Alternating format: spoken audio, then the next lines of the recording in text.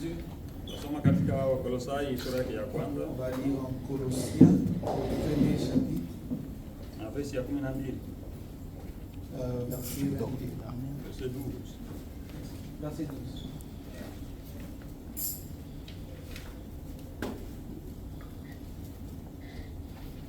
Ni Wakolosai sura yake ya kwanza.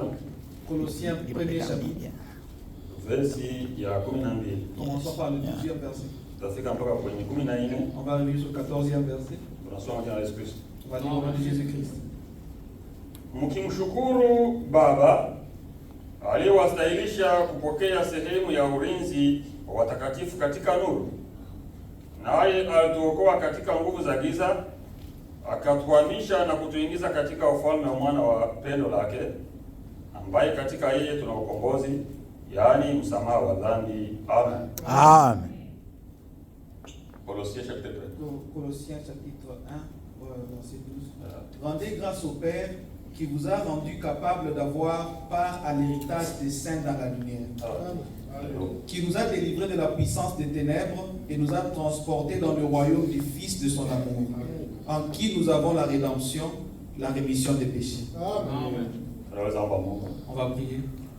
Baba yetu uliye mbinguni, utupatie leo chakula chetu cha mchana. Donne-nous aujourd'hui notre pain quotidien, ambalo ni neno lako. qui est ta parole. Ulisema kwamba mtu hawezi kushika mkate tu, Tu as dit que nous ne vivons pas de pain seulement, lakini kwa neno lote linalotoka katika kinywa chako. mais de toute parole qui vient de la bouche de Dieu. Ndio maana hatutaki neno linalotoka katika kinywa cha mwanadamu, C'est pour cela que nous ne voulons pas des paroles qui viennent d'un homme, sababu la mwanadamu linaleta mauti, parce que la parole humaine amène la mort, lakini lako linaleta uzima. mais la tienne amène la vie. Tutoshe sisi Enlève-nous du chemin na upate kutenda kazi, et que tu puisses œuvrer.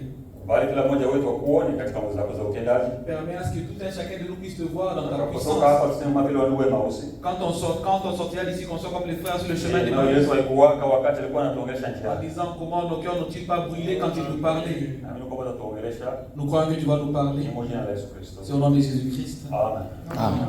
Tunaweza kuketi. On vient de chanter un bon cantique, Si riche, si profond. si riche, si profond. Insondable. Kuna gisi ya Hawezi kwenda kuitafuta sema uingie uende Hachunguziki. hawezi kuichunguza. yani upendo mkubwa sana. C'est un amour tellement Mpaka grand. anauita sema upendo ambao unakomboa. On appelle ça c'est l'amour rédempteur. L'amour rédempteur. Upendo wa ukombozi. Hii upendo Cet amour-ci ilianzia kwa Edeni. a commencé en Éden. Wakati Adamu anakosa. Quand Adam a commis une erreur. Wakati Mungu anaanza kumfukuza. Quand Dieu l'a chassé. Wakati anafukuza Adamu. Quand il a chassé Adam. Alimwangalia na macho ya upendo. Il a regardé avec les yeux d'amour. Mpaka Mungu mwenyewe akaenda akakamata mnyama mmoja akamrarua ngozi yake akamvika Adamu. Jusqu'au point où Dieu est parti chercher un animal, prendre sa peau. Ndio iko inaitwa sana mapendo ya ukombozi. Ça c'est ce qu'on appelle l'amour rédempteur. Unamwangalia Adamu mpaka unaenda kukamata mnyama ambaye hakufanya kosa. Tu regardes Adam et tu vas vers un animal qui n'a pas commis d'erreur. Anamvua ngozi yake. Il enlève sa peau. Damu inatiririka. Et le sang est versé. Na ile ngozi ya yule mnyama Et la peau de cet animal est couverte à Adam. Ilikuwa ni alama ya mpango wa wokovu. C'était ça le signe du plan de Sema kwamba wewe uende kwanza na ile ngozi. Qu'il aille d'abord avec cette Uende peau. na ile damu ambayo ni damu ya huyu kondoo. Qu'il aille avec le sang qui était le sang de Mpaka l'agneau. wakati ambapo nitaleta kondoo wangu mwenyewe. Je mon véritable agneau. Kwa sababu mwana kondoo wa Mungu Parce que l'agneau de Dieu alionekana mbele ya Yohana siku moja. s'est manifesté devant Jean un certain jour. Yohana akasema tazameni mwana kondoo wa Mungu. Jean dit voici l'agneau de Dieu Bwana uwezo wa kuondoa dhambi. qui ôte les péchés du monde. Amen. Amen. Ni mapendo gani haya? Ça c'est quelle sorte d'amour? Mapendo ya ukombozi. L'amour rédempteur. Sasa mtu alikuwa kiumbe cha kwanza kuanguka pale. Parce que l'humain n'est pas La première création. la première création. Acheté. Acheté. Haiko kiumbe cha kwanza kuanguka. L'humain n'est pas la première créature qui a Kuna chuté. malaika ambao walianguka mbele ya Il y a mwanadamu. des anges qui ont chuté avant que l'homme ne puisse chuter. Wakati walianguka wao, Quand les anges ont chuté, Mungu akakamata mpango kutengeneza mpaka na moto kuanguka. Dieu a fait un plan de créer même le feu Kwamba pate kuangamia. pour qu'il puisse les détruire. Lakini siku mwanadamu alikosa. Mais le jour que l'humain a Pale Mungu akakamata mpango wa wokovu. c'est là que Dieu a produit un plan de la Quel rédemption. amour!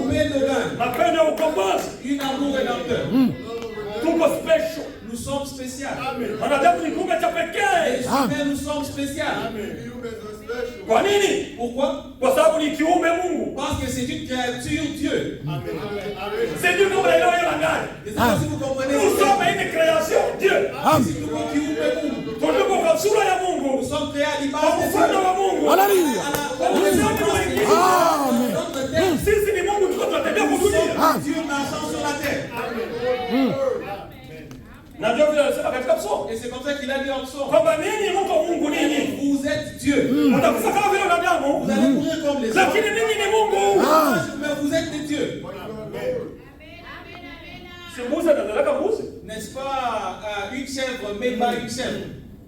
Nyoka anazalaka ni nyoka. Et un serpent se reproduit un serpent. Sasa Mungu ndiye akizaa tazana. Alors quand Dieu a des enfants, il va avoir quelle sorte d'enfants? Mungu akizaa naye anazaa wa Mungu wengine. Si tu as des enfants, ces enfants-là sont Na sisi tuko Dieu. watoto wa Mungu. Nous sommes les enfants de Dieu. Sio ni kwamba tunataka kusoma. C'est ça l'écriture qu'on vient de lire. Kwamba rendez grâce à Dieu. Tushukuru Mungu. Mko mnamshukuru Nous Mungu. devons rendre grâce à Dieu. Pourquoi? Kwa nini? Kwa sababu alitutosha katika royaume ya ténèbres. Il nous a sortis du royaume des ténèbres. Akatutransfere. Il nous a transférés. Kiswahili kinasema alituhamisha. Dans Swahili, on Mungu est transférés. Mungu sehemu tulikuwa Ça veut dire qu'on était à un certain nafasi endroit ya kupotea mugiza. et on était perdus dans les Lakini ténèbres. mapendo makubwa ya Mais Mungu le grand amour de Dieu nous akatukamata akatuhamisha. a pris de là, il nous a Akatuingiza transférés. mfalme wa mtoto Il wake. a entré dans le royaume de son fils. Wakati uliopita Alors, dans le temps passé, tulionyesha kwamba tulikuwa wageni. on a montré qu'on était étrangers. Tulikuwa hatuna Mungu On kudunia. n'avait pas de Dieu sur la terre. Lakini ndio tunaambiwa kumshukuru Mungu Mais nous devons rendre grâce à Dieu. ambaye alitukamata akatuhamisha. Il nous a pris et nous a transférés. Akatuingiza katika ufalme Il nous a wake. mis dans son royaume. Na hatuko wageni tena. Nous sommes plus des Tunakuwa étrangers. watoto wa Nous nyumbani. sommes des citoyens. Hivi naweza tunaona tena msumule. Ça va nous permettre d'entrer dans notre enseignement. Ça ne doit pas nous permettre. Ça va nous empêcher. Ça va nous empêcher d'entrer dans notre enseignement.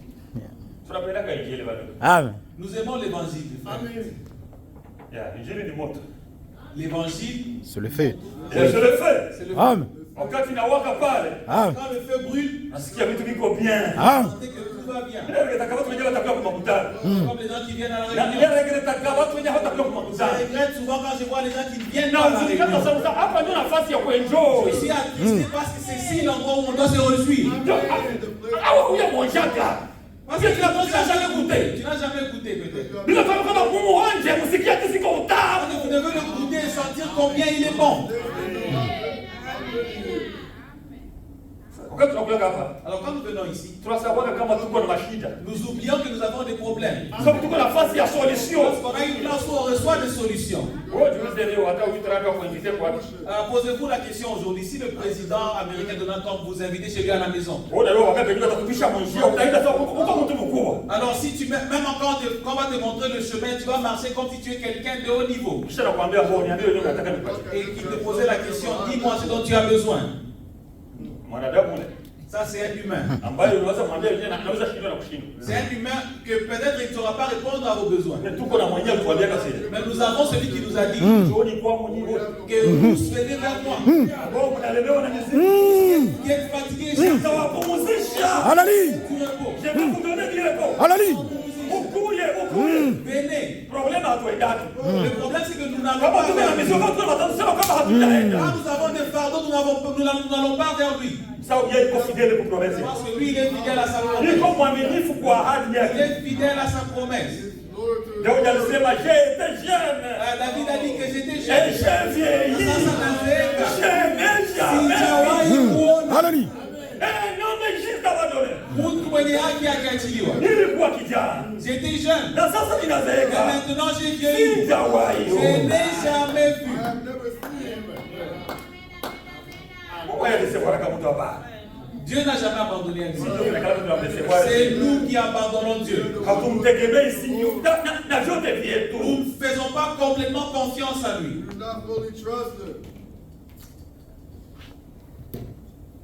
Ndio somea ndio nzuri. Le frère a lu une bonne écriture. Katika Petro wa kwanza. Dans 1er Pierre. C'est ça l'écriture que j'ai trouvée ici. Mettez-moi sous la main du Dieu Tout-Puissant. Amen. Mettez-moi sous la main du Dieu Tout-Puissant. Il va vous élever. Et il va vous élever en son temps. Donnez-lui tous vos soucis. Tous vos soucis. Amen. Tout. Vous avez des soucis. Qu'est-ce qui vous trouble aujourd'hui?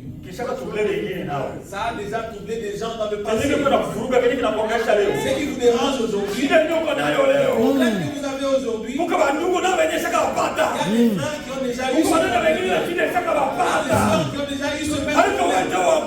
Il n'est pas le premier ou la première. Alors il nous demande simplement il est devant son bras. Quand le temps sera, il va nous élever en son temps. Dieu n'a jamais tardé. C'est nous qui pensons qu'il a tardé. Mais il agit en son temps. Il veut que nous puissions complètement lui faire confiance. Comme le frère Madame a dit, s'il me dit de passer par le mur, je ne peux pas réfléchir. Alléluia.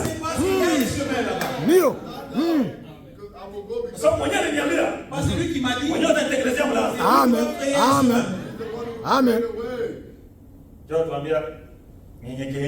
Alors il a dit que nous puissions nous humilier devant sa main. Donnez-lui tous vos soucis. Il connaît nos besoins. Il connaît tout ce dont on a besoin. Il connaît que vous avez besoin de payer votre loyer. Amen. Il sait que vous avez besoin de payer. Que vous devez manger. Il y a des enfants qu'il faut vêtir. C'est ce qu'il vous demande. Cherchez d'abord le royaume. Amen.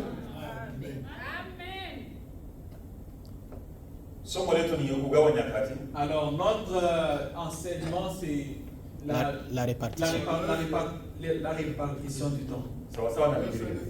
Selon la Bible. Parce que les temps, les chroniques sont dans la Bible. La Bible a réparti le temps. Il y a aussi des gens qui ont réparti le temps selon leur pensée.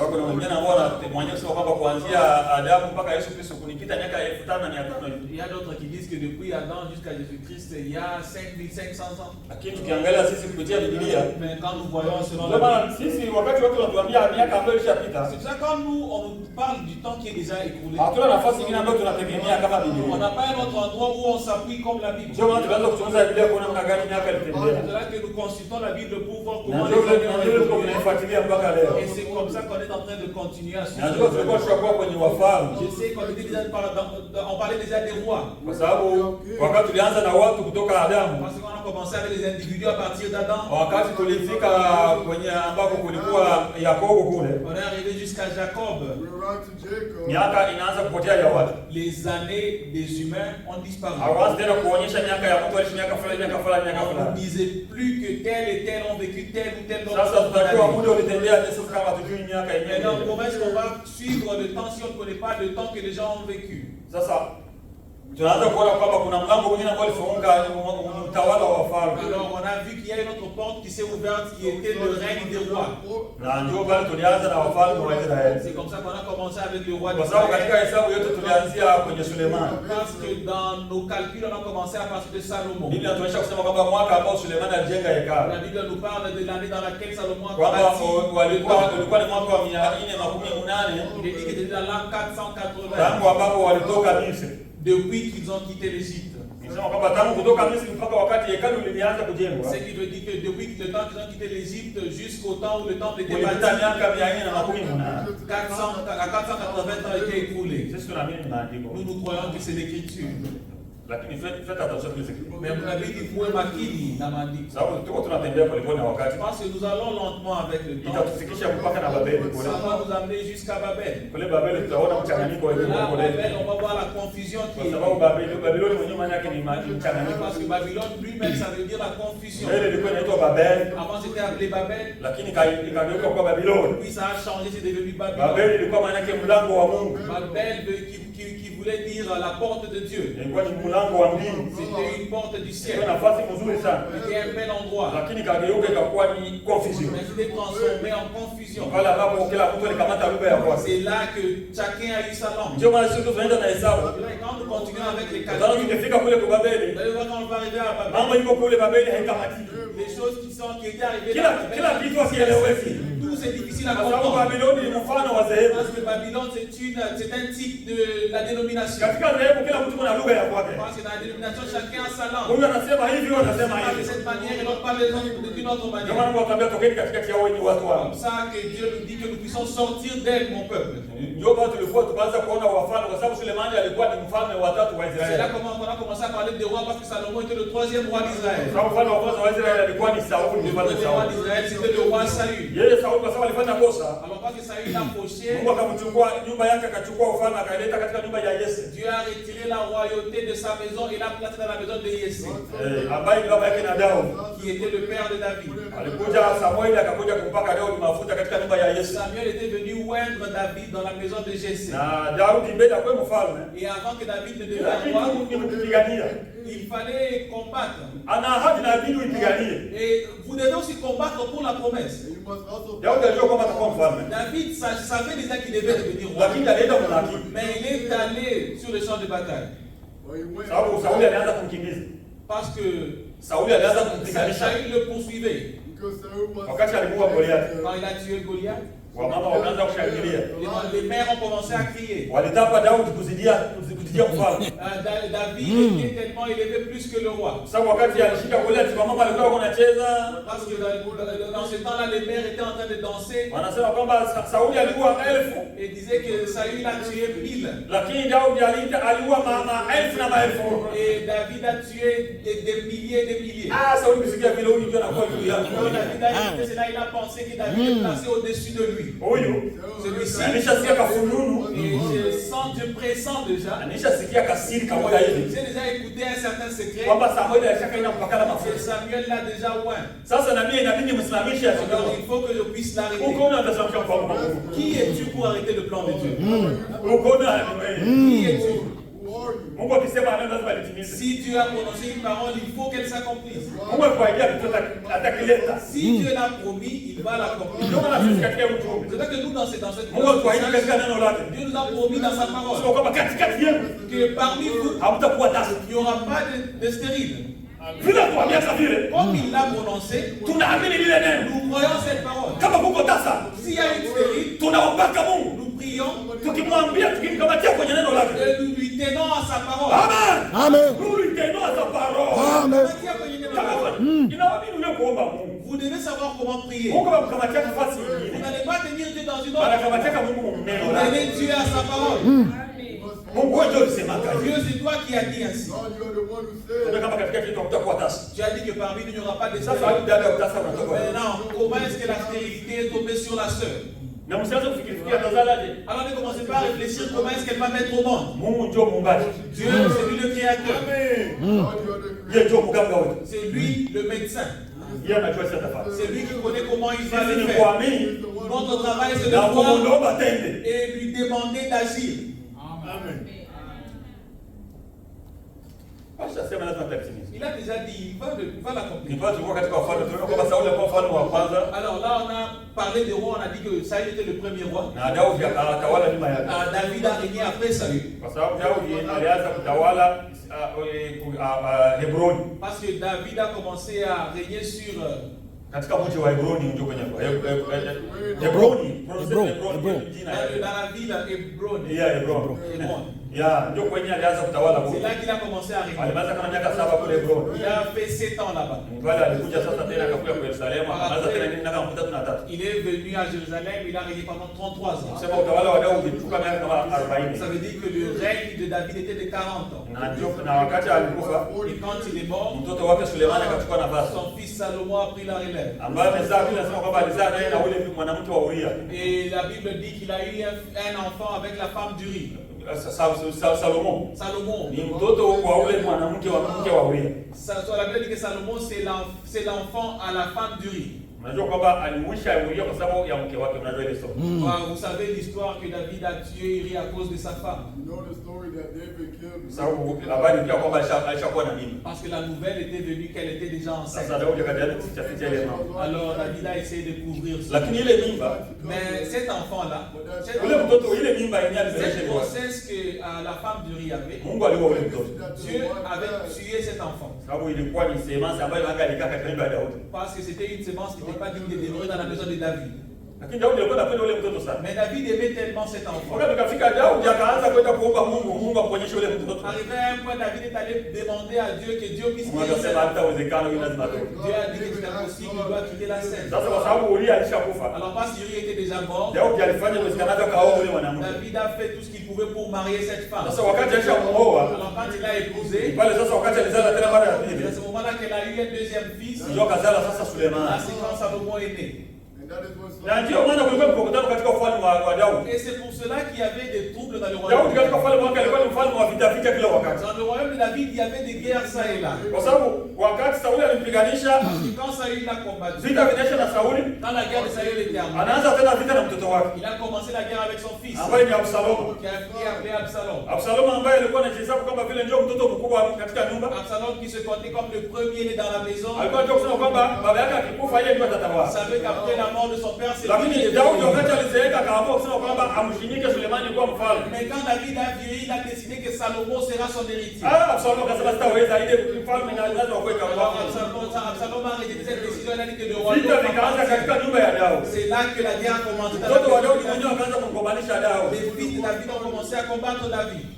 Tukianza na historia ya kila mfalme hataenda kwenye Si nyaka. on parlait de l'histoire de chaque roi, on ne va pas arriver dans notre calcul des Ndio tunaona années. kwamba kwa kifupi Sulemani akatawala nyuma ya Daudi. C'est pour cela qu'en bref, on dit que Salomon a Kwa sababu yeye régné. Daudi wakati Mungu alipatia ufalme, C'est quand Dieu a donné le royaume à David, alipita na mwaidia, il a promis ufalme wako que ton royaume utaendelea, utakuwa una mwisho. n'aura pas de fin.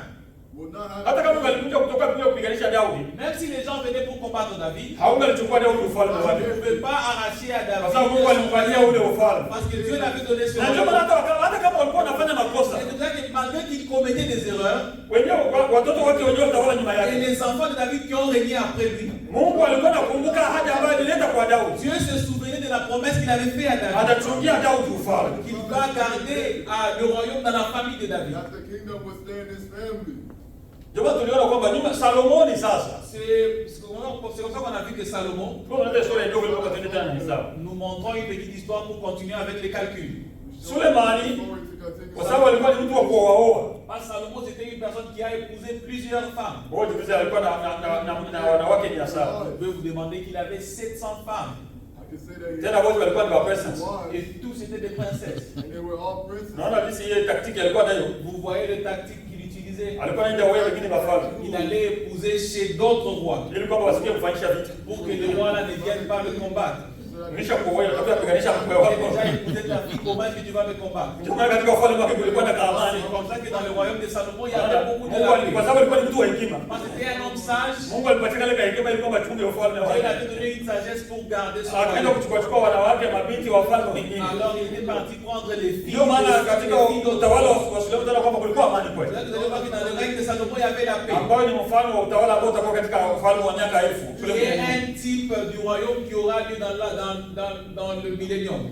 Unaona Daudi alikuwa wa vita, David avait la guerre, lakini mtoto wake yeye hakuonekana ana vita. mais son fils n'avait pas assez de guerre que Sababu David. wakati kuko kwa amani Parce que quand il y a la paix, unafanya kile unataka. vous pouvez faire ce que vous voulez. Ndio vile watu wote wanakuwa. C'est comme ça que tout, Kama hauna matatizo, si vous n'avez pas de problème, unafanya leo unataka. vous pouvez faire tout ce que vous voulez. Lakini katika kaishuia. Mais si vous avez un petit problème, Leo utaanza kusikia kila siku vous haleluya. allez voir, alléluia, Mungu wako nikumbuke. Mon Dieu, souviens-toi de moi. Kashinda kalishaingia. Dans un petit, parce que c'est Ndio maana Mungu anaruhusu mashida ikuye.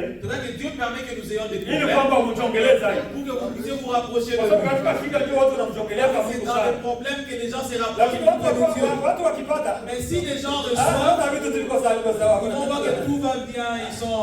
Sasa utaomba Mungu akupatie chakula na uko na chakula. Comment je vais demander la nourriture à Dieu quand vous avez à manger tous les jours? Au kwa mgonjwa sasa nitaomba Mungu niponyeshe magonjwa. Vous n'êtes pas malade, comment est-ce que vous allez prier pour la Kwa sababu guérison? unakosa vya kuomba.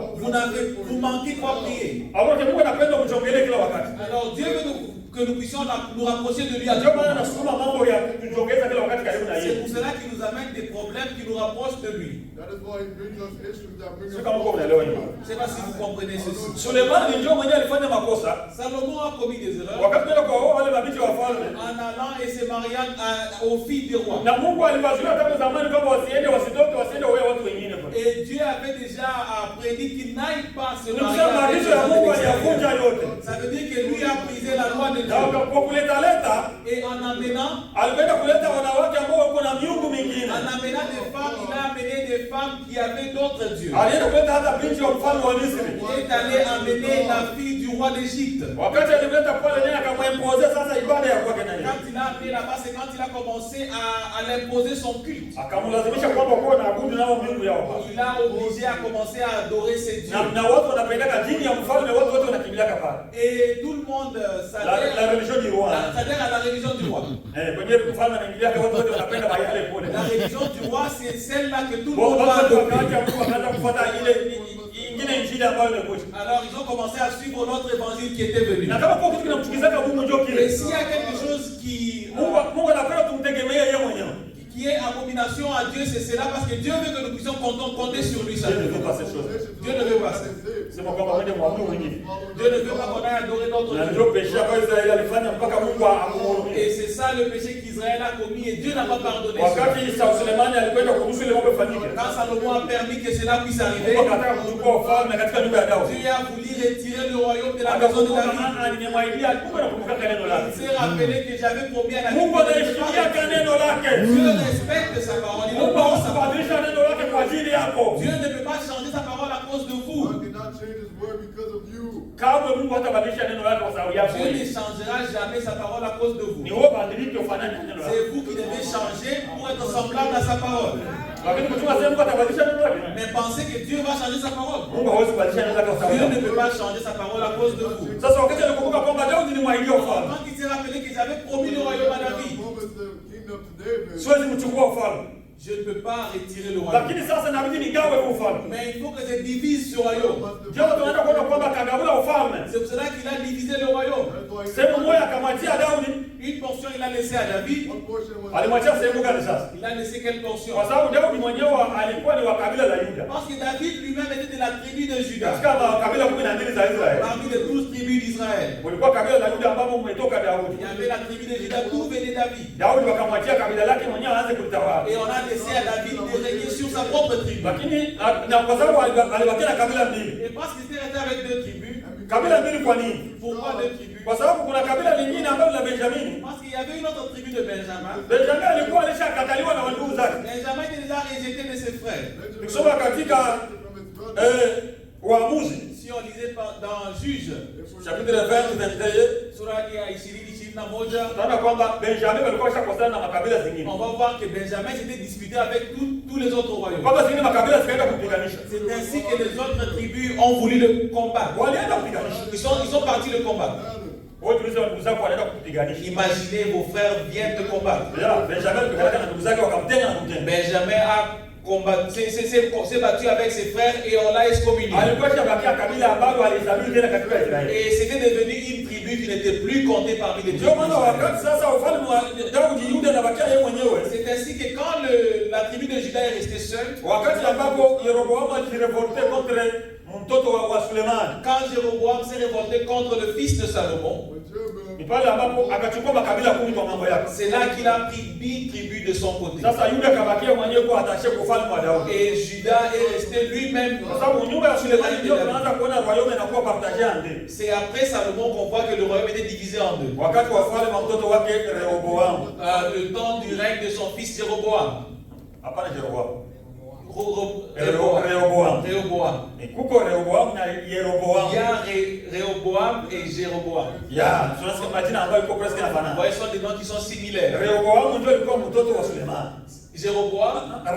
Rehoboam était le fils de Salomon. Lakini Yeroboam Mais Jéroboam ndio alikuwa mtumishi wa Suleiman. était le serviteur de Salomon. Ndio mwenye alichukua alipiganisha ufalme na akakamata sehemu kubwa. C'était lui qui a combattu aussi et il a pris la grande partie du Akaanza royaume. kutawala Samaria. Il a commencé à régner là à Samarie. Akatawala makabila 10. Il a régné sur 10 tribus. Yeye Daudi akabakia ufalme wa Daudi akabakia na kabila moja tu ambayo ni ya Yuda. Et David, la maison de David est restée avec la tribu de Juda. Kisha wakaenda kufuatana na Benjamin kwa sababu Benjamin alikuwa shabasha mtuka. Puis ils sont allés s'unir à la tribu de Benjamin parce que Benjamin était déjà rejeté. Ils sont retrouvés à deux. Sasa wakati tunaongea mambo ya deportation kule. Quand nous parlons de la déportation, Haikuwa Israeli yote ambaye alikuwa deporté kwenda Babylone. ce n'est pas tout Israël qui était déporté pour aller à Babylone. Ilikuwa ni wanaanza kusema Yuda. Vous voyez, on parlait de Juda. Ni Yuda, ufalme wa Yuda ndio wenyewe walideporté kwenda C'était Babylone. le royaume de Juda qu'on avait déporté là à Babel. Kwa sababu ufalme wa Israeli nao Parce que le royaume d'Israël, wakati ufalme uligawanywa mara pili. quand le royaume était divisé en Unaanza deux, kwa ufalme mmoja unaitwa ufalme wa il y Israeli. avait un qui était appelé le royaume Ambayo d'Israël, ilikuwa ya ile makabila 10 qui avait les 10 tribus. na ufalme wa Yuda ambao Et il y makabila avait 2 aussi Yuda na le Benjamin. royaume de Juda qui avait 2 tribus, la tribu de Juda et Benjamin. Ufalme wa kama tungesoma kufuata historia ya ufalme wa Israeli. Et si nous suivons l'histoire du royaume d'Israël, Ambao ulianzishwa na Yeroboamu qui a commencé avec Jéroboam, kwa mwisho kule wakati wa Hosea et là à la fin du temps de Osée, walikwenda kuwakamata wakapeleka asili ya kule nao wakatawaliwa kule. on les avait pris aussi, on les a amenés en Syrie où on avait régné sur eux. Ya, mfalme wa Asiri alikuja akawakamata nao wakawapiganisha. Le roi d'Assyrie était venu les prendre et les a combattus. Lakini Wayahudi wao Mais les gens du côté du royaume de Juda, kwa sababu kusema Wajuifu na bwana mmoja mwingine nini. voici Kama nakuuliza alikuwa maneno matamko mengi ya mingi. il y a beaucoup de termes, si vous dites juif, c'est le plus correct. Mambo yako tekniki hiyo. Ce sont des mots techniques. Ukikosea kidogo mambo yote Si yanaharibika. vous commettez une petite erreur, toute chose est abîmée. Kwa sababu hapo tunaongea ni kabila ni Yuda. Parce qu'ici nous parlons de la tribu de Ndio Juda. maana hao wafalme ambao tuko tunapiga hesabu. Les rois avec lesquels on fait les calculs, Wafalme wa nyumba ya Daudi. ce sont les rois de la maison de David. Wafalme wa Yuda. Ce sont les rois de Juda. Hatuongei wafalme wa Israeli. Nous ne parlons pas des rois d'Israël. Kwa sababu Israeli ilikuwa yote pamoja Parce qu'Israël était ensemble wakati wa Sauli, au temps de Saül, wakati wa Daudi, au temps de David, wakati wa Sulemani. et au temps de Salomon. Israeli ilikuwa na jina moja tu kama hao ni Waisraeli. Israël était appelé en Ilikuwa gros ni ufalme Israël. mmoja wa Israeli. C'était un seul royaume Lakini d'Israël. wakati wa Rehoboamu, Mais le temps de Rehoboam, nyumba ya Sulemani, mtoto wa Sulemani wakati anaanza kutawala, le fils de Salomon, quand il a commencé à ufalme régner, ukagawanywa mara le pili. royaume était divisé en deux. Inakuwa ufalme wa Yuda Il y avait maintenant le royaume de Juda, ambayo iko na kapitali ku il y Yerusalemu. avait la capitale à Jérusalem, Inakuwa ufalme wa il y Israeli avait le royaume ambayo iko d'Israël, na kapitali ku il y Samaria. avait la capitale à Samarie. Ndio wakati mwingine tunasoma Biblia, C'est-à-dire que quand nous lisons la Bible, nasema kama mfalme wa Israeli akaenda kukutana na mfalme wa Yuda. on dit le roi d'Israël est allé rencontrer le roi de Na Juda. kwa sababu ufalme ulikuwa ushagabuliwa. C'est parce que le royaume était déjà Wote ni divisé. wamoja lakini washakuwa katika falme mbili tofauti. Tous étaient un, mais à ce point, ils étaient deux royaumes différents. Sio kama ulikuwa unaeleweka Je ne sais pas mwanzo. si vous suivez bien. Tunapenda historia kamatike mwanzo kwa sababu mambo mengine kule. Soit bien Tunaweza kuruka. compris, parce que là devant, ça pourrait causer des confusions. Sababu hawa wafalme tulianza kusoma na hesabu ya miaka yao. Les rois dont on suit avec les calculs de leurs années, Wafalme wa Yuda ils sont les rois de ambao Juda walitawala ku qui Yerusalemu. ont régné à Jérusalem. Sababu kuna wengine kuanzia Yeroboamu, Nadadi, Basha, Ela, Zimri, Omri, Akabu, Yehu, Azaria, Yoram na wengine Parce qu'il y a à partir de la lignée de Jéroboam et les autres walitawala katika Israeli, sehemu ya Israeli. qui ont régné sur le royaume Hapo d'Israël. ndio tunafuata mstari wa watawala wa Yuda. La lignée des rois de Juda. If we follow, Si kama vitu vinaeleweka Je ne sais mwanzo. pas, ça se comprend quand même. I don't know if you understand Kwa hiyo tulikuwa tushakuwa Là où on était, where we were. najua tulikuwa tushafika kwenye sehemu ya tulikuwa tushakuwa kwa watalii. je sais qu'on était à Atali. La femme Athalie. Pour ceux qui n'étaient pas là le dimanche passé, il est difficile qu'on puisse retourner en arrière. Et je vois que le temps file déjà. On suivait les calculs des années. À partir de Salomon, on a suivi son fils les années qu'il a régné. Jusqu'à ce qu'on est arrivé au point où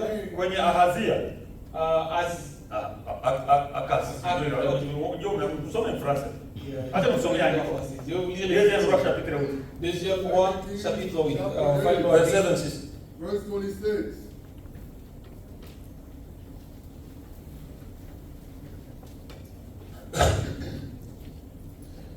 Mfalme wa pili sura ya 8 Verset 26. mstari wa 26.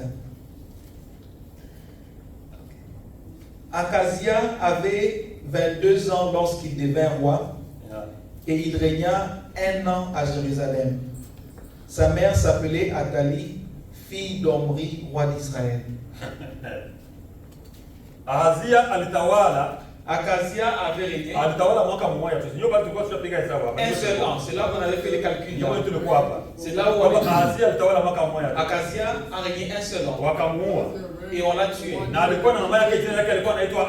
Et sa mère s'appelait Athalie, la fille d'Omri. On appelait la fille d'Omri parce qu'elle était née d'Akab. Akab était aussi fils d'Omri. C'est pour cela que les enfants d'Akab étaient appelés les fils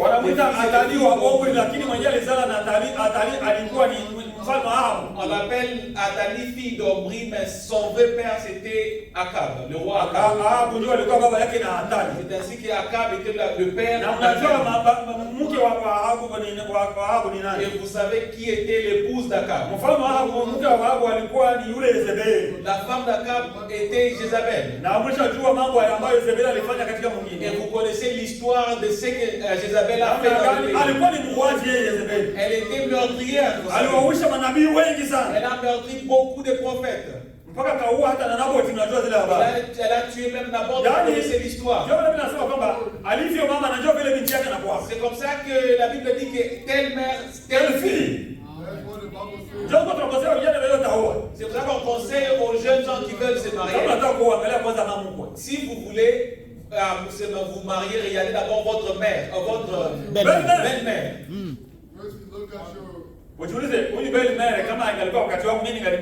Demandez-vous, si cette belle-mère était de mon temps, est-ce que j'allais l'épouser? Si vous n'allez pas l'épouser, n'épousez pas aussi sa fille. Je ne sais pas si on peut revenir pour que vous compreniez bien. Garçon, si vous voulez marier, arrêtez d'abord de regarder la fille. Ne regardez pas la fille. Regardez sa mère. Est-ce que si j'avais vécu du même temps avec cette mère, est-ce que j'allais l'épouser? Si vous n'alliez pas l'épouser, si vous devez l'épouser, épousez sa fille. Vous pouvez épouser sa fille. Vous pouvez épouser sa fille. Mais si vous n'allez pas l'épouser, ne commettez pas cette erreur-là. C'est pas moi, c'est l'écriture. Telle mère, telle fille. Nous voyons ça ici chez Athalie. Elle était habituée à voir sa mère tuer des gens. Sa mère a dominé dans la maison. Sa mère avait le dernier mot chez eux à la maison. Frère, si votre épouse a le dernier mot dans votre maison, Inféminé. vous êtes un inféminé.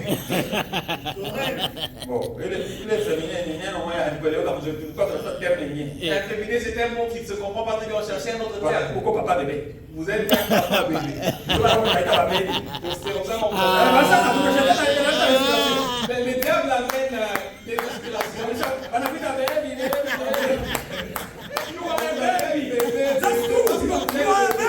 C'est vrai parce que vous êtes bébé. Vous êtes un papa bébé. Papa bébé. Tu ne vois pas que papa bébé, papa bébé. Papa autant qu'on appelait papa bébé. Vous êtes papa, mais on vous appelle aussi bébé. Kawana.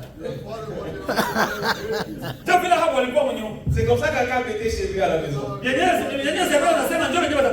Jézabel faisait, c'est ce que Jézabel disait, c'est ce qui se faisait. Naboth a refusé de donner des champs. Ouais, pour la atolia. Mange, repose-toi. Je vais résoudre ces problèmes. Anaenda kufanya complot, analeta baba témoin. Elle est allée faire des complots, amener des témoins. On a tué Naboth. Atali ko naangalia kila kitu Elle est en train de regarder sa mère faire des œuvres. Sababu tena kopia mama yake. Maintenant, quand la fille copie sa mère, Wakati anaolewa naye, quand elle est épousée aussi, ile tabia mama ndio anaenda kuleta tena. c'est le même caractère de sa mère qu'elle a reproduit chez elle. Tuulize Atali. Posez-vous la question. Atali, son fils était roi et on l'a tué. On a tué son fils. Ok, elle dans son cœur, elle voulait aussi régner. Non, qu'on puisse pas proclamer notre roi, il faut que moi je devienne reine. Mais pour que je devienne reine, il faut que tous mes petits-fils soient éliminés. Imaginez une telle mère. Est-ce que vous suivez ça? Une mère piratée. Parce qu'ici nous vivons dans un monde où toute chose est piratée. Surtout chez les femmes. Vous trouvez une femme piratée. Ses cheveux piratés. Ses sourcils. Elle a mis des sourcils piratés. Elle a mis des ongles piratés. Tout ce qui est sur elle est piraté. Mais elle veut un mari original.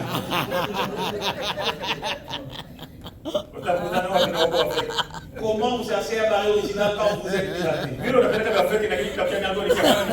Quand vous êtes tellement piraté, celui qui viendra aussi sera piraté. Et vous parlez, moi j'aime un tel mari là, qui est un peu bronzé, qui est un peu élancé, qui soit un peu éduqué à un certain niveau, qui soit un homme qui a des initiales d'aller chercher du travail, qui travaille dur, et aussi qu'il ait du temps pour moi pour que ça va de sortir. Parce que vous aurez un mari qui travaille dur et qui est en train de vous amener au club. Vous créez un homme imaginaire. Il y a des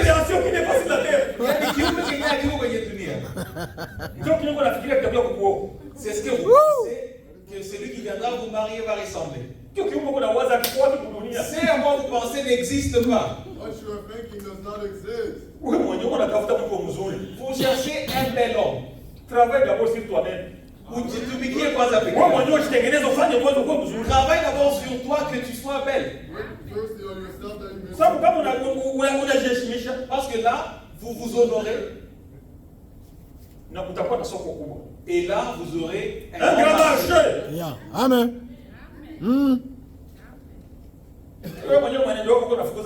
Mais votre comportement chasse les gens. C'est ça, Atali. C'est là qu'on a vu qu'à Juda, il est arrivé à un moment où il y avait une femme qui a régné. Et on va lire parce que c'est là où on était la dernière fois. Deuxième roi au chapitre 11, verset 1. Atali, mère d'Akazia, voyant que son fils était mort. Ça c'est après la mort d'Akazia. Parce qu'on a vu qu'Akazia a régné juste un seul an. Et ajouter cela au calcul, c'est l'an 3279. C'est là qu'Akazia est mort. Quand Akazia est mort, c'est quand on a maintenant l'histoire de sa mère. Atali, mère d'Akazia, voyant que son fils était mort, s'éleva et fit périr toute la race royale. Vous suivez cela? Mais Yosheba, fille du roi Joram, Yosheba ni fille wa huyu mama tena unasikia mambo yake maisha kwa. vous voyez, Yosheba était aussi la fille de Seth. Kwa sababu alikuwa ni binti ya mfalme. Parce qu'elle était la fille du roi. Because she was the daughter of the king. Sœur d'Akazia, prit Joas, fils d'Akazia, et l'enleva du milieu des fils du roi. Et elle enleva au milieu des fils du roi quand on les fit mourir. Elle les mit avec sa nourrice dans la chambre. C'est une longue histoire. Wakati ya Azia mtoto wa Atali, On veut juste montrer qu'au temps d'Akazia, la fille Le le fils d'Athalie, ni garso alitawala mwaka mmoja. le fils d'Athalie a régné un seul an. Wakati walikuwa kakufa, Quand il est mort, Atali ya mama yake Athalie, sa mère, akafanya nguvu naye anaua watoto ya mtoto wake. elle a fait périr toute la race royale. Wakati anaanza kuangamiza, Quand il a commencé à les faire kulikuwa périr, katoto kamoja tu ka mwaka il y mmoja. avait un seul enfant qui avait un seul an. Alikuwa ni bebe. C'était un bébé. Ndio mwenyewe aliponaka mu nyumba ya Azia. C'est celui-là qui a pu échapper dans la maison d'Akazia. Kwa sababu shangazi yake. Parce que C'est la tante. sa tante, Because his aunt, Dada ya baba yake. La sœur de son père. de son père, La fille d'Atali. qui est la fille d'Athalie. Sio fatana mzuri. C'est pas si vous Ndio mwenyewe aliona mama yake alikuwa anasema bwana tumalizia mzao. C'est celle-là qui a vu, elle a vu que toute la race va périr. Unaona kwa predestiné. Vous voyez les prédestinés. Bana wengine wote lakini wewe ndio On a unapata. tué tout le monde, mais il reste un seul. Wengine wote hawajui ujumbe mbaya lakini wewe ndio unapata. Personne dans votre famille ne connaît le message à part vous. nobody in your family knows the message. Niema kutoka. C'est une grâce qui vient de Dieu. Tangulia kujua kabla misingi ya ulimwengu kuwepo. Dieu savait déjà avant la fondation du monde. The Lord knew. Ndio tunakata na uzuri. Kama bado wetu wao waamini baba yetu zaliwa nao hawakui kusikia ujumbe haiko wote. Des fois, on a le souci, on dit comment est-ce que nos frères des familles ne veulent pas venir écouter ce message. Kama ningefanya nguvu wote wakuye na On hatawezekana. pourrait faire des efforts pour que tous puissent venir, mais ce n'est Mwenye pas possible. atakuja mpaka naye alikuwa ameteuliwa na Mungu baba. Celui qui viendra, c'est celui qui a été élu de Dieu avant. Those who come are those who were selected by the Lord before. Ndio pale tulikwenda kuona kusema kuna ule kijana ambaye alikuwa mtoto mdogo. C'est comme ça qu'on a vu que celui qui était ce petit Ndio enfant, alipona katika ile hatari yenyewe kwa celui baba. qui a échappé de ce meurtre qui a eu Lakini lieu. tunasema kwamba Atali akaanza kutawala Alors on peut dire qu'Athalie a commencé à régner. na akatawala miaka 6. Elle a régné pendant 6 ans. She reigned the kingdom for 6 years. Ndio unaweza kusoma ile tena. Ça, vous pouvez lire deuxième roi, Chapitre 11 verset 21 nasema. deuxième roi chapitre 11 verset 21. Second Kings chapter 11 verse 21.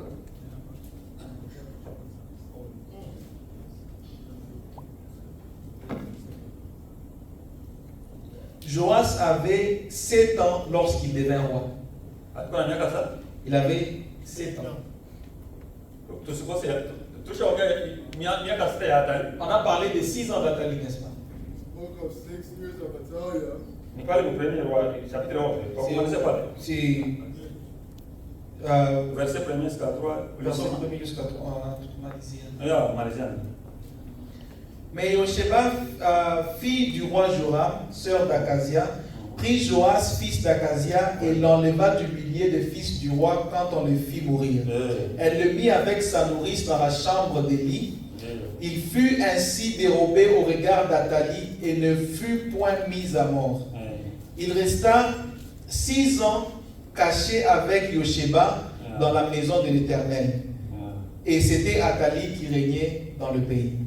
C'était Atali qui régnait dans le pays. Est-ce que vous suivez l'histoire? C'est 6 ans que l'enfant a été caché. C'était Athalie qui régnait. Elle s'est fait reine. She became queen. Elle a commencé à régner. Et elle a régné pendant 6 ans. And she reigned for 6 years. C'est pour cela qu'on ajoute au calcul qu'on avait, on a ajouté 6 ans. Et ça nous donne quoi? Ça nous donne 3285. N'est-ce pas? C'est le Swahili tanzanien, Samanini. Nous on est habitué à 80 et Ndio wakati ambapo Atali alimuwaka naye. C'est là qu'Atali est morte aussi. C'est ça, c'est là qu'on l'a tué. Sababu kuna mwingine ndiye mwenyewe alirevoltea ambaye alikuwa ni kuhani. Parce qu'il y avait aussi un autre qui s'est révolté qui était sacrificateur. Il a dit que c'est impossible. Une femme ne peut pas nous déranger ainsi. L'enfant qui avait 1 an a maintenant 7 ans. Même s'il est petit, il doit devenir roi. On ne peut pas continuer à honorer une femme qu'on n'a pas placée. Dieu ne l'a pas placée là. Nous devons la tuer.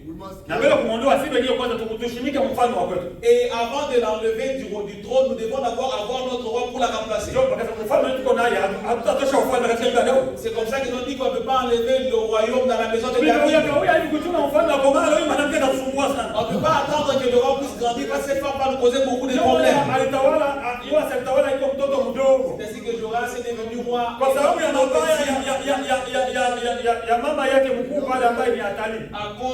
À cause du mal de sa grand-mère qui était Atali. Les gens ne pouvaient pas supporter en attendant que l'enfant puisse grandir. Et il n'y avait plus d'autre roi à placer là parce que toute la famille était exterminée. C'est ainsi qu'ils ont mis la couronne sur la tête de Joras. Et la femme a eu l'information que Joras était déjà elle est venue jusqu'au temple pour voir si cela était vrai. Et elle a dit voilà qu'elle est venue arrêter là. C'est comme ça qu'elle a commencé à crier à la conspiration. C'était pas la conspiration. On a voulu la tuer là même au temple. Le sacrificateur a dit vous ne pouvez pas tuer quelqu'un au temple. Emmenez-la dans la ville. On l'a amené là-bas pour aller la tuer. C'est ainsi que Joras est devenu roi. C'est là qu'on lit maintenant dans 2e roi chapitre 12 verset 1. 2e roi au chapitre 12 verset 1.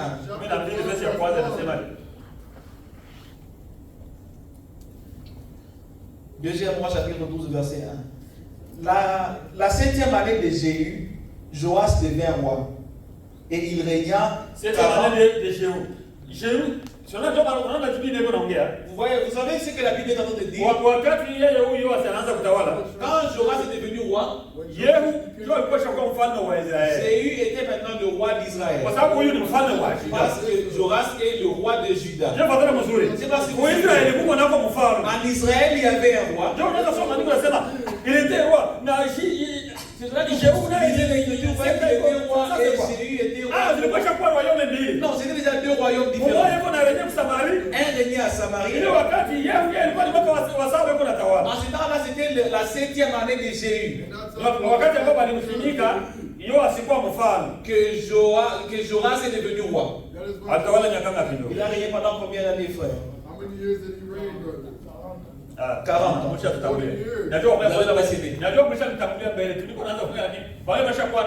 Je sais que vous avez déjà et que le Dieu bénisse le frère Mike. Il m'a envoyé une photo avec des choses qu'on est en train de parler, étant bien établi. Dieu est grand. Nous savons qu'il y a des gens qui ont bien des Nous parlons, mais il y a des gens qui prennent ça et qui établissent ça bien. Chacun a son œuvre dans la maison de l'Éternel. Je regarde la photo de comment on a établi ce dont on a parlé. J'ai vu que la technologie est tellement avancée aujourd'hui.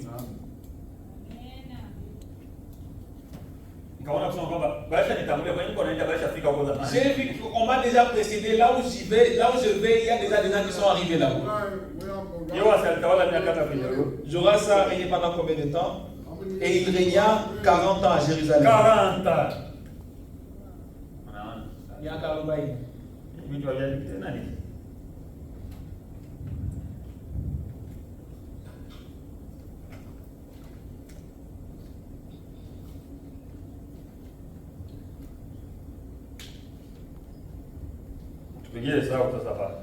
Faisait les calculs pour nous.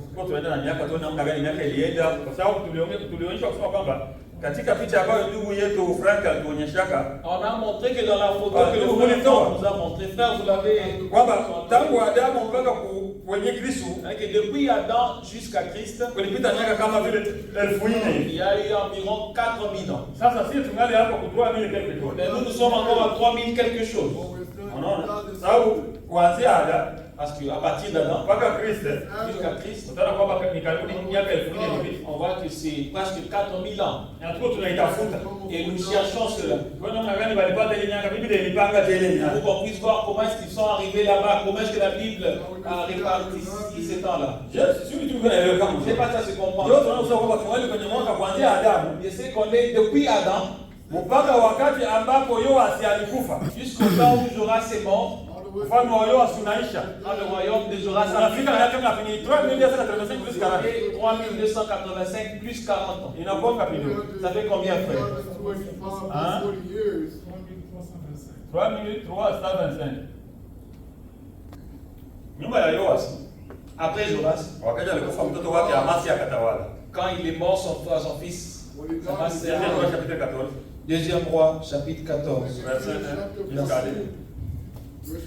La seconde année de Joas, fils de Joachaz, roi d'Israël, Amathia, fils de Joas, roi de Juda, régna. Il avait 25 ans lorsqu'il devint roi et il régna 29 ans à Jérusalem. Enfin, 29 ans. plus de 29. D'où? Frère, ça fait combien? 354. Hii ni miaka tu tulitoka kwa Adamu. ça sont les années qu'on compte depuis Adam. Tulianzia kwa Adamu. On a commencé à Adam. Sasa kwamba hapa On a dit qu'ici, tunakuwa 3354. 3354 ans. 2003-24. Amasia utawala wake ulimaliza miaka 19. Amasia. Amathia, son royaume a fait 29 ans. Unasoma mule kwa sababu mani majina. C'est l'un des noms. Kila mtu ana namna yake ya kuiprononce. Chacun a sa manière de le prononcer. Each person has a way of pronouncing it. Wakati anakufa mtoto wake Azaria anachukua nafasi. Quand il est mort, son fils Azaria a pris Deuxième roi 15 jusqu'à 2. Deuxième roi chapitre 15, verset. 2 Kings chapter Relevant. 15. Mstari wa kwanza. La 27e année de Jéroboam, roi d'Israël, Azaria, fils d'Amathia, roi de Juda, Amatia anakufa. n'est-ce pas? Mtoto wake Amathia est anatawala. mort. Azaria est devenu roi. Il avait 16 ans lorsqu'il devint roi et il régna 52 ans à Jérusalem. 52 ans. Alipita Paul Biya. Lui, il a régné plus que Paul Biya. Sasa yule Paul Biya kama shakwana 43 Paul Biya, 43 ans déjà au pouvoir. na angalia ataganisha naye atawale. Et il continue à combattre pour avoir notre mandat. Kuna miaka kama 13 hivi. Il a presque 93 ans. Lakini siku ile mnafanya visa tunaona ni kama Vous voyez, il essaie de faire des mouvements physiques pour montrer qu'il est encore fort. mtatawala. J'ai encore la capacité de Huyu régner. naye mtawala. Lui aussi a régné. Lazima yeye huyu kwa sababu huyu ambaye tunasoma hapa Parce que celui dont nous parlons ici, Azaria, Azaria, Biblia inatuonyesha miaka yenyewe alianza kutawala la naye. Bible nous dit, nous parle de l'âge qu'il est devenu roi. Alikuwa kijana mdogo wa 16 ans. Il était encore jeune, il avait ne plus que 16 ans. Akatawala 52 ans. Il a régné 52 ans. Au total ni ngapi? Au total, ça fait combien? Sini ma 68 ans. C'est presque 68 ans. It's almost 68. Miaka yake yote yenyewe alishini 68 ans. C'est les années de sa vie, c'était pas 68 ans. Alitawala miaka 52 na Il a régné pendant 52 ans. He reigned for 52 years. 3400 akajikufia yake naye. Et il est mort. Akaachia wengine ufalme. Il a laissé le royaume à quelqu'un d'autre. He left the kingdom to Tunaona yote ambaye anakuja mtoto wake. Et on a vu que le fils de Jotam. Jotam, Il y a deuxième roi 15 33 32 à 33. deuxième roi 15, c'est la Sinabili, c'est la Sinata. Fils de Rebalia, Unaona roi kuna d'Israël. kompare kwa sababu mafalme ni mbili. Vous voyez, ils font la comparaison parce qu'il y a deux royaumes maintenant. On parle du roi qui règne sur Samarie. Et il a combien d'années dans son règne? Et qui est devenu roi du côté de Juda. And who was the new kings of the south of Judah? La seconde année de Pékash, fils de Remalia, roi d'Israël, Jotam, fils d'Ozias, roi de Juda, régna. Il avait 25 ans lorsqu'il devint roi et il régna 16 ans à Jérusalem. Alitawala miaka 16. Ongezea 16.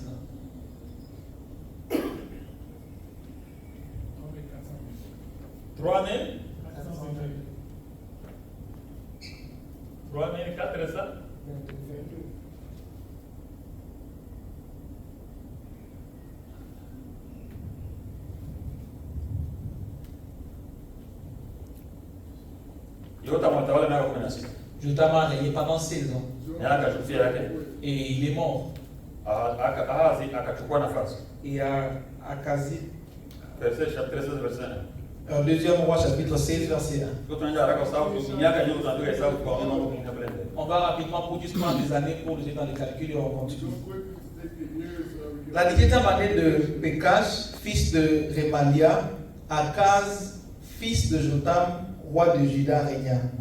Akaz avait 20 ans lorsqu'il devint roi et il régna 16 ans à Jérusalem. Lui aussi, il a régné 16 ans comme son père. He also reigned 16 years like his father.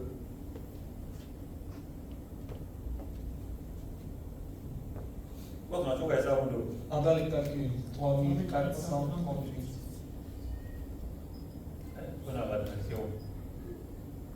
On a des mathématiciens ici. Vous voyez qu'on avance, on approche les 4000 ans. On approche les 4000 ans. Je ne sais pas si vous suivez bien. Parce qu'il reste environ 500 ans pour arriver à 4000 ans. Approximately 500 years to around to 4000. Et Akaz est mort et Ézéchias est devenu roi. Et si on parle de l'histoire d'Ézéchias, c'est un homme qui a fait beaucoup de travail à Jérusalem. Il a amené la richesse et il a construit Jérusalem. Il a amené l'eau à Jérusalem. Pas celui qui a créé des tunnels, les canaux pour amener l'eau à Jérusalem.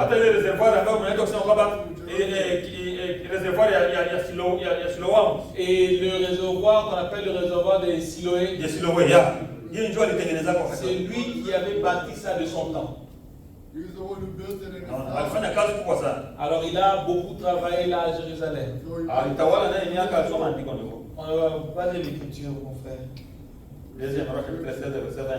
Deuxième roi chapitre 16 verset 20. Akaz se coucha avec ses pères et il fut enterré avec ses pères dans la ville de David et Ézéchias son fils régna à sa place. Ézéchias régna.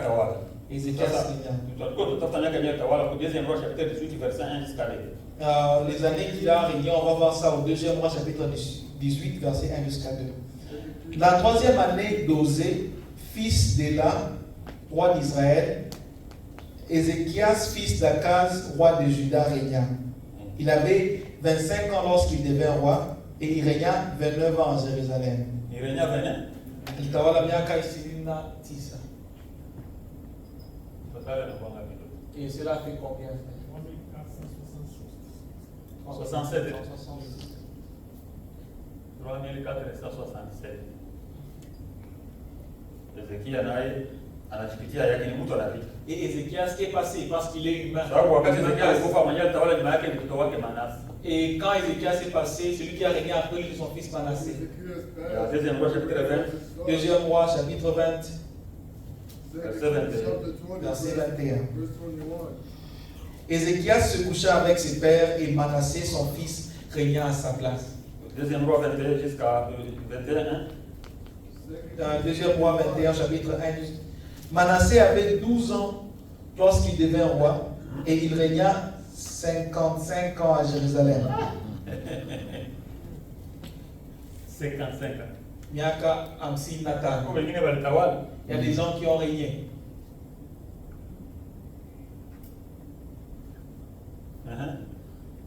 Ndio calculatrice kule mpatia haraka haraka. Les frères qui ont des calculatrices, donnez-nous rapidement. 3522. Ndio kwenye mwaka tushakuwa kutoka kwa Adamu. C'est là qu'on est, mais c'est ça l'année dans laquelle on est. Inalika kuvivu lakini ni mambo tunapenda watu waijue. Je sais que ça peut apporter comme si c'est la paresse, c'est comme ça. ça paraît comme la paresse, mais c'est ça des choses qui sont importantes. Soyez patient avec nous.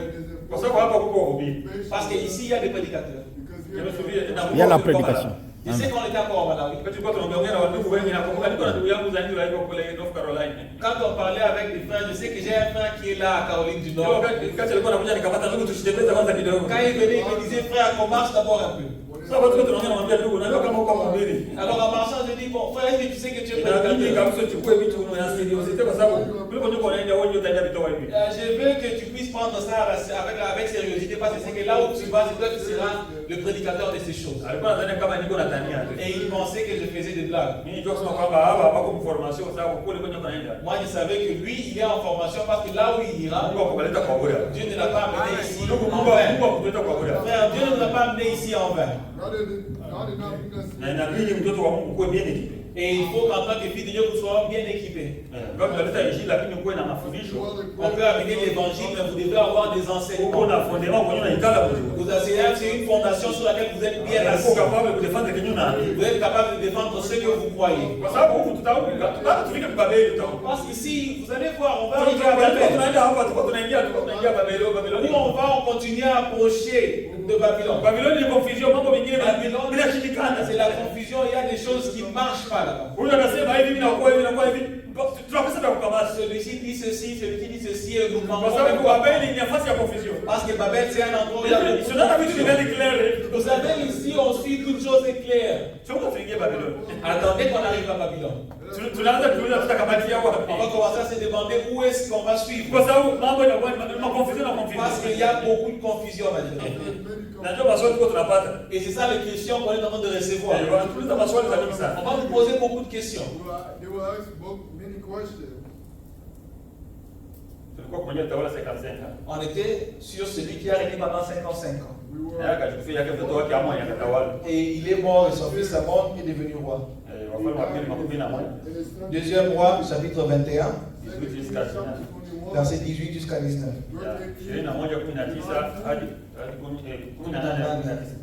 Manassé se coucha avec ses pères et il fut enterré dans le jardin de sa maison, dans le jardin d'Uza, et Amon, son fils, régna à sa place. Amon avait 22 ans lorsqu'il devint roi et il régna 2 ans à Jérusalem. Lui, il a régné simplement pendant 2 ans.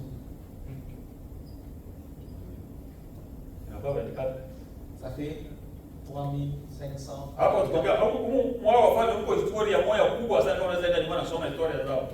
le roi, il y a une très grande histoire que vous pouvez lire et suivre. Les choses qu'ils ont fait, mais nous allons rapidement parce que nous sommes dans la parce que ce qui nous concerne pour le moment, c'est le temps simplement. C'est parce que vous suivez. Quand il est mort, Josias est devenu roi. Deuxième roi 21,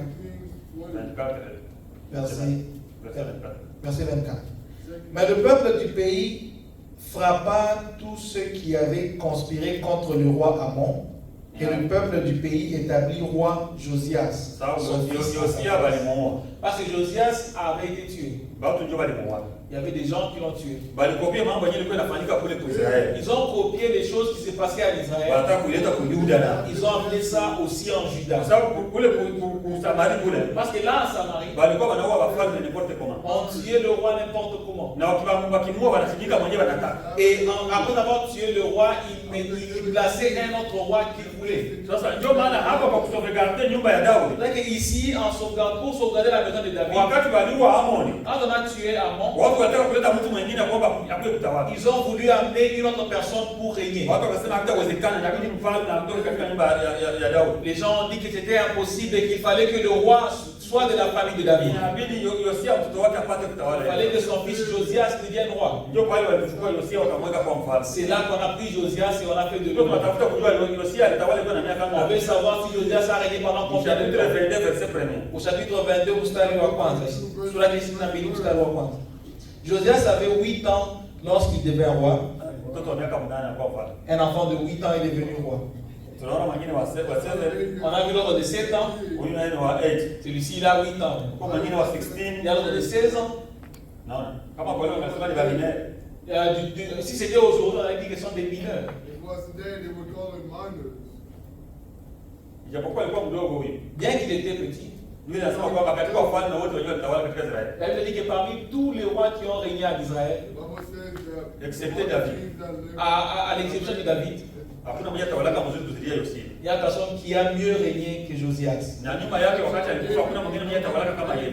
Et même après lui, dans sa famille, dans sa maison, il n'y a personne qui a régné comme lui. even after him and his family, there was nobody who reigned Donc like son him. meilleur atawala miaka ngapi? Le frère Vali, il a régné pendant combien d'années? The brother will read how many years he reigned. Et il régna 31 ans à Jérusalem. Chapitre 22 verset 1, soma mzuri verset. Josias avait 8 ans lorsqu'il devint roi, Eh, et il régna 31 ans à Jérusalem. 31 ans. Sa mère s'appelait Jedida, fille d'Adaja et Boscat. Ndio hivi. C'est ça? 3555. 3555. Tuko tunaenda pole pole, tuko tunajongea ya mfalme. On approche petit à petit à 4000. We're getting closer to Sio 4,000. tunabakia kama ni 4 quelque chose. Je pense qu'on est resté avec 445. Tuko tunaenda pole pole. Et on approche. Yosia alikufa. Josias est mort. Deuxième roi chapitre 23 Wafalme wa pili sura ya 23 verset 30 à 31. mstari 30 na 31. Ses serviteurs l'emportèrent mort sur un char.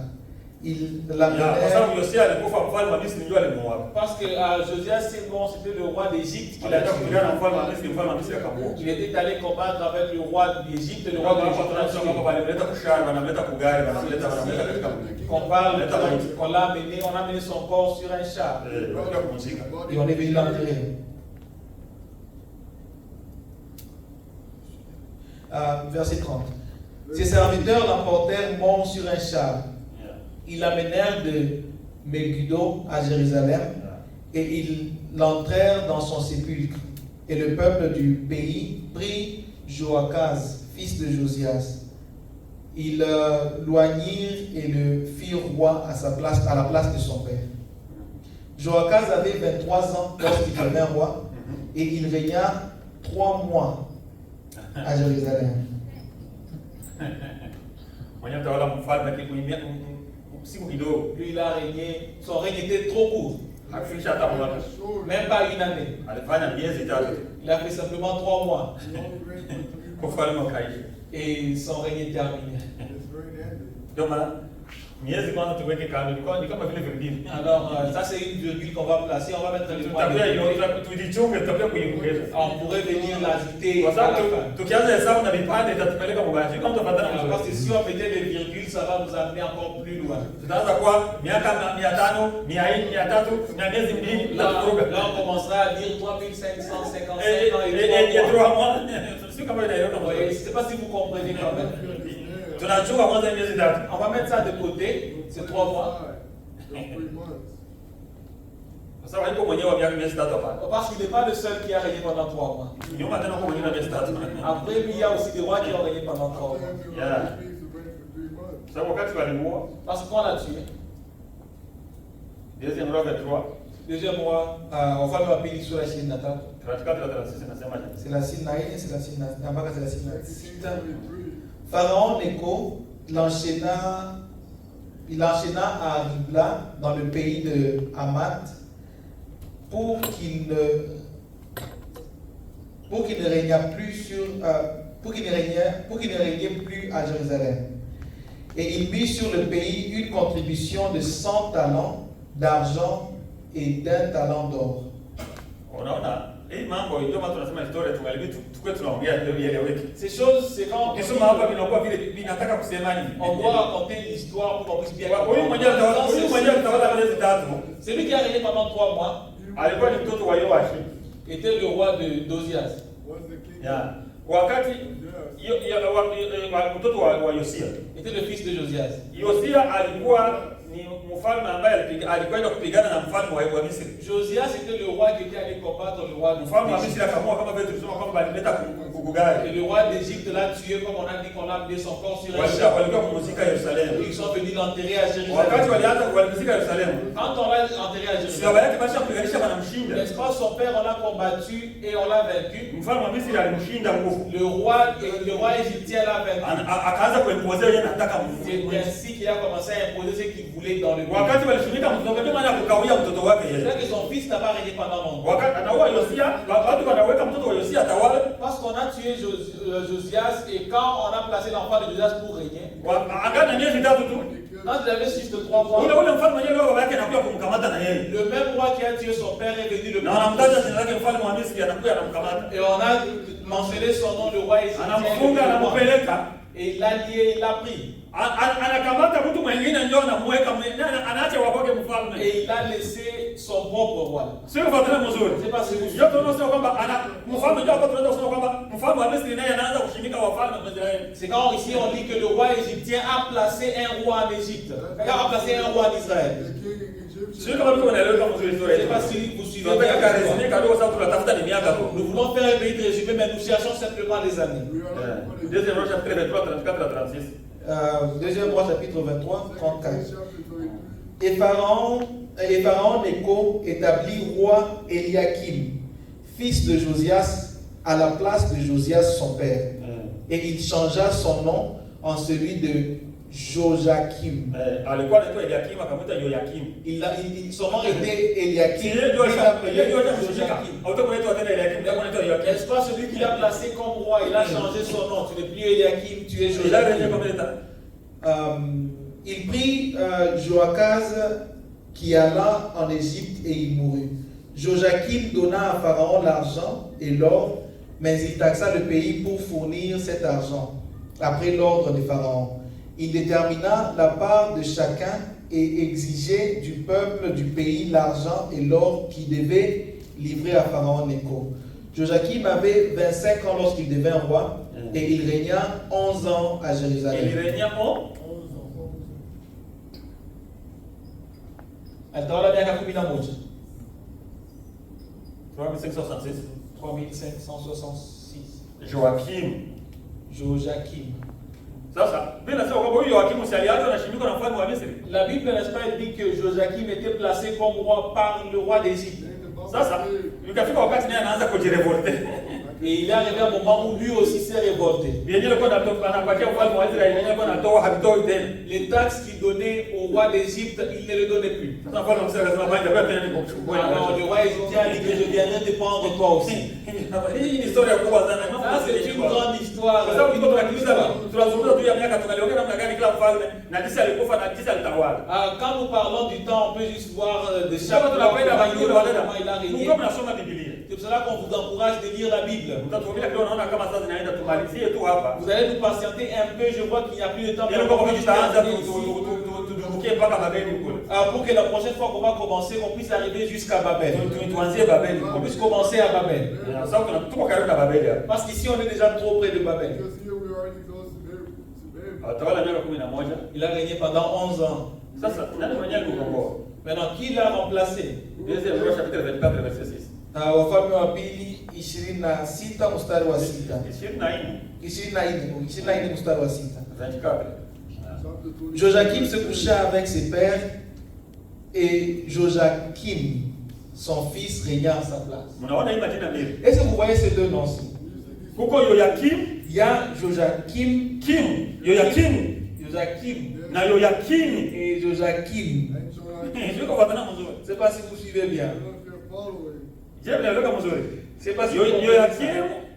Joachim na Yoakim. et Joachim. And Joachim.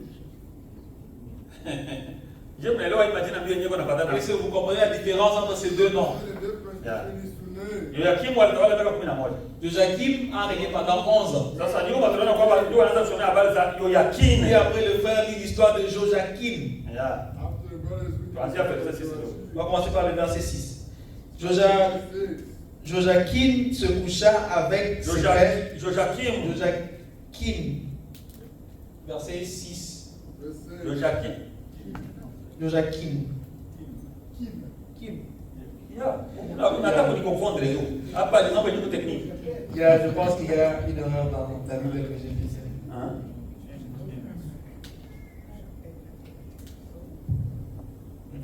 Joachim se coucha avec ses pères et Joachim, son fils, régna à sa place.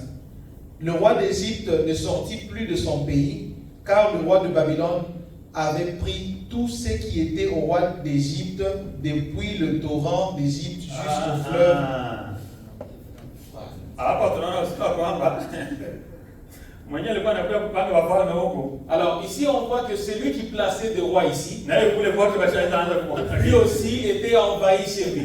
Mfalme wa Babeli naye acha kuchukua. Le roi de Babylone l'a aussi Ana envahi. nguvu zinaweza kuja kushimika wafalme. Alors il n'a plus de force de venir imposer des rois ici. Mwenyewe kuna nguvu ndio anatawala. Parce que celui qui est le plus fort, celui qui règne. Ndio maana tunaona mfalme mfalme wa Babeli naye. Tunaona Babeli wanaanza kula mlango Babeli. C'est ainsi qu'on voit que ici on commence à parler maintenant de Babel. C'est la première fois qu'on Mfalme wa commence. Babeli tulikuwa tunamsikia hata kumsikia. On n'avait pas encore entendu parler du roi Lakini de Babel. tunamsikia anaanzia kule ile sehemu alishaanza kwenda kukamata mambo za Misri na Ethiopia kule. Mais ici, anaenda kamata kamata. on nous parle qu'il a déjà envahi l'Égypte, il a pris tout ce qui appartenait au roi d'Égypte. Acha kamata zile sehemu zote alikuwa anakamata kule. Il a pris toutes les régions que le roi d'Égypte avait annexées.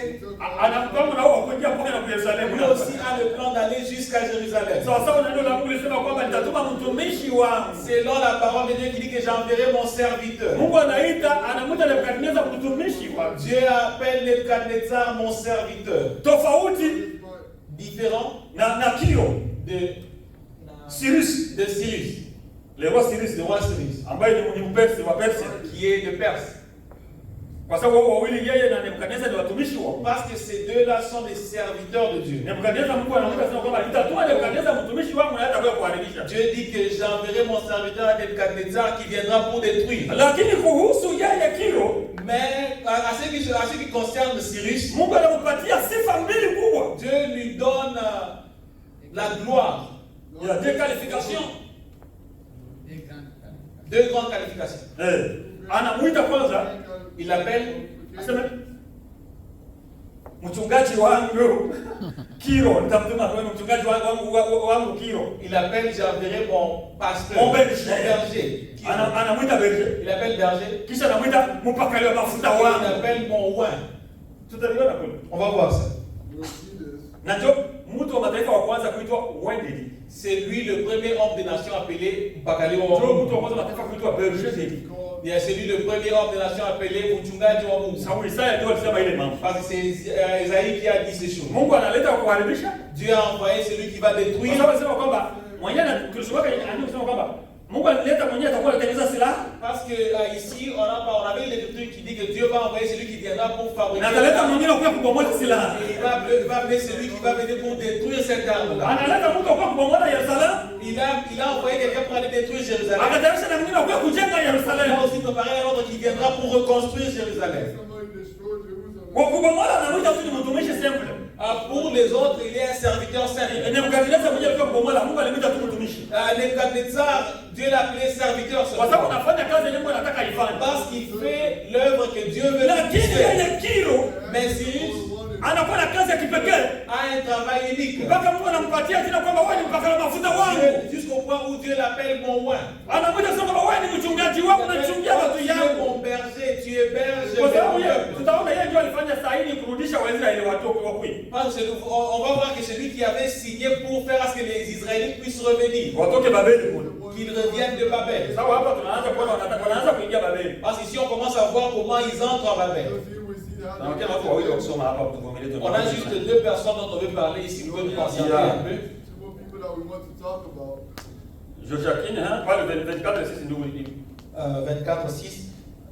Mpaka kwa Joachim se coucha avec ses pères et Joachim, son fils, régna à sa place. Le roi d'Égypte ne sortit plus de son pays, car le roi de Babylone avait pris tout ce qui était au roi d'Égypte, depuis le torrent d'Égypte jusqu'au fleuve d'Euphrate.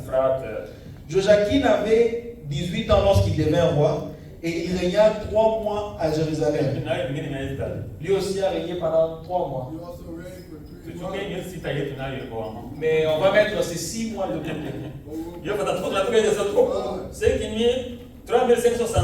On fait le calcul, 3566 ans Et 6 mois. et 6 mois. Je ne sais pas C'est pas si vous suivez bien. C'est pas ça se comprend. On n'est pas perdu. We are not lost. Chapitre 2 roi 24 et 17. Deuxième roi, Wafalme wa pili 24 mstari wa 17.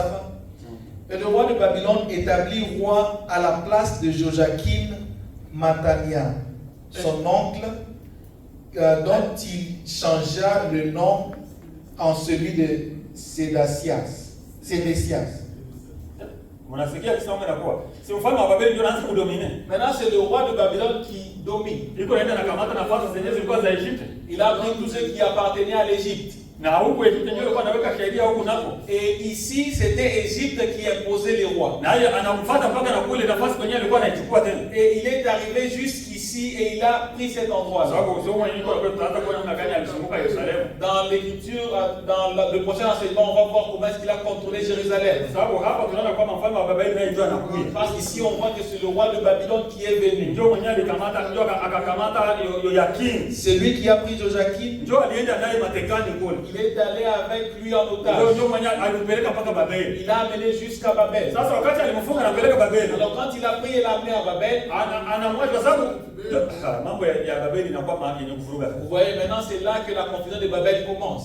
Kwa sababu Nebukadneza Parce que Nebuchadnezzar aliatake Yerusalemu mara 3. a attaqué Jérusalem 3 fois.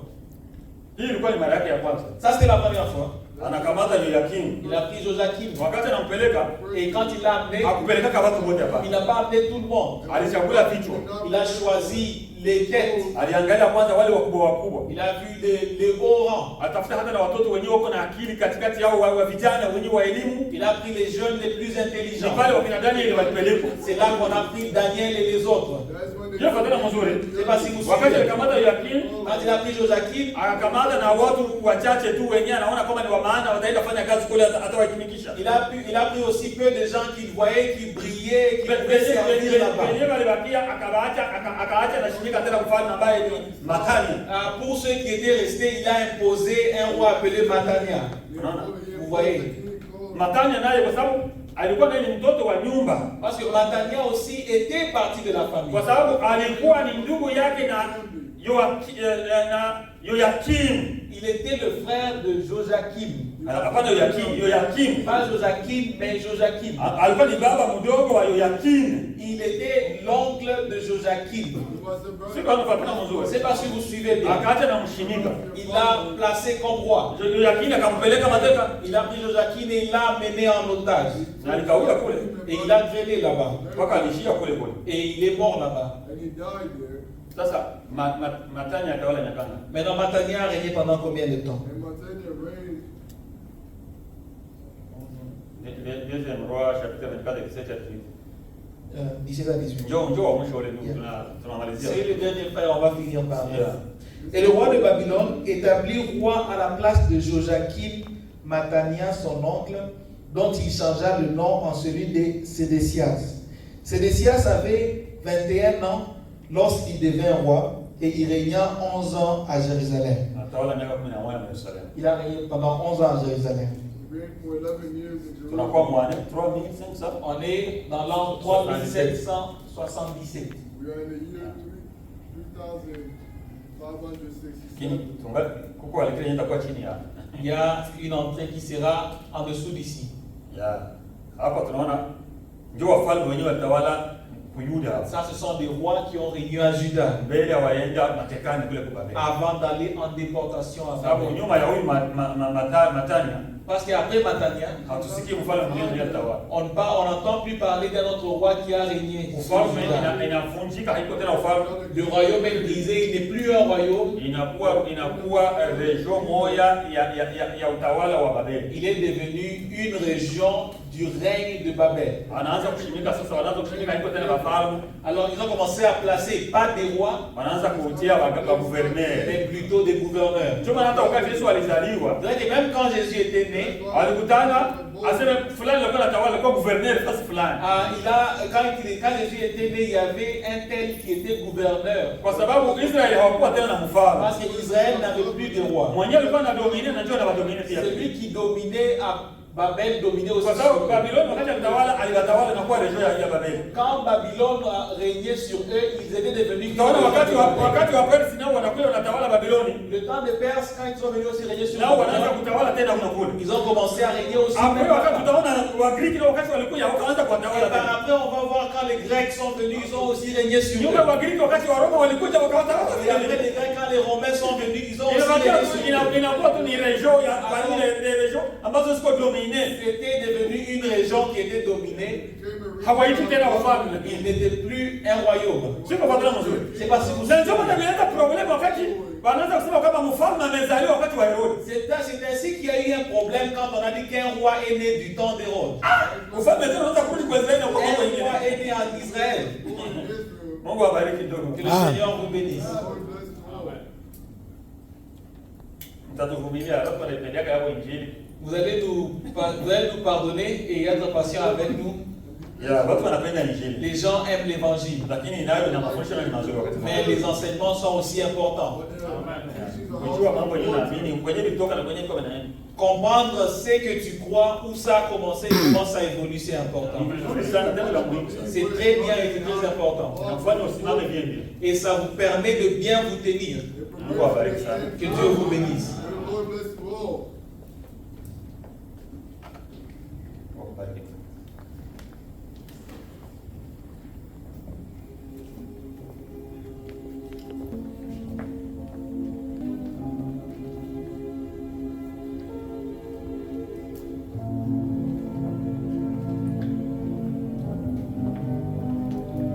Que le Seigneur Jésus nous bénisse. Bwana Yesu Kristo atubariki. Êtes-vous bénis? Je mnabarikiwa. Yeah. C'est l'histoire, Ni historia. notre histoire. Historia yetu.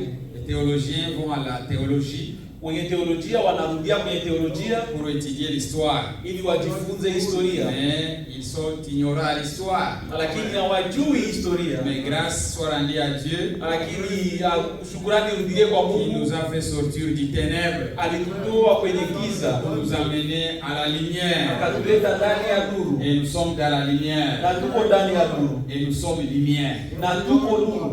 Que Dieu soit béni. Mungu abarikiwe. Que son nom soit glorifié. Jina lake litukuzwe. Yeah. Nous voulons connaître l'histoire de l'humanité. Tunapenda kujua historia ya binadamu. Prions pour les frères. Tuombee ndugu Afin que Dieu aussi l'accorde tout ce qui est nécessaire ili Mungu ampatie kile ambacho kinahitajika pour notre bien.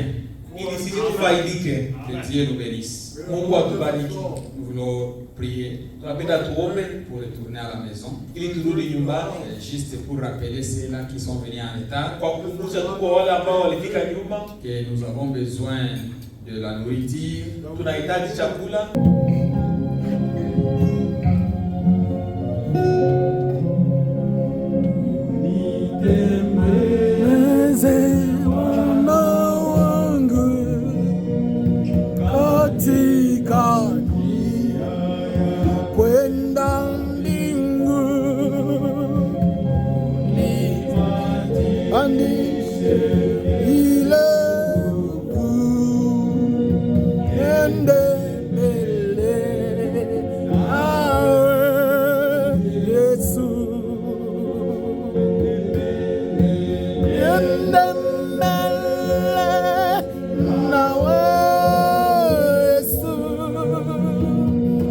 Take on